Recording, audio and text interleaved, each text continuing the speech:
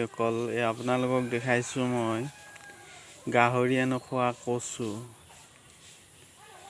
গাহৰিয়ে নোখোৱা কচু এই বুলি কোৱা হয় যে গাহৰিৰ প্ৰিয় খাদ্য হ'ল কচু, কিন্তু এই কচু গাহৰিয়ে নাখায়, কাৰণ গাহৰি খালে ডিঙি ফুলি গাহৰিৰ মৃত্যু হয়। সেইবাবে ইয়াক গাহৰিয়ে নোখোৱা কচু বুলি। মানুহেতো খাব নোৱাৰে, আনকি গাহৰিয়ে কচু খাই ভাল পায়, গাহৰিয়েই নাখায়। কিন্তু ইয়াৰ এটা উপকাৰিতা আছে, গৰুৰ গলফুলা বেমাৰ হ'লে ইয়াৰ কচু আলুটো অৰ্থাৎ বাকলি গুচাই যদি গৰুৰ ডিঙিত লগাই দিয়া হয়, উলিয়াই দিয়া হয়, তেতিয়াহ'লে গৰুৰ ডিঙি ফুলা বেমাৰ ভাল হয়।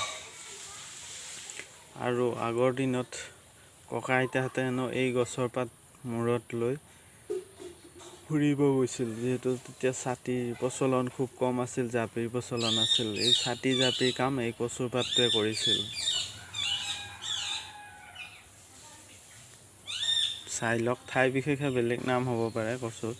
সেইটো আমাৰ সাধাৰণ ভাষাত গাহৰিয়ে নোখোৱা কচু বুলি কোৱা যায়। মানুহেতো নাখায় কোনো কাৰণে।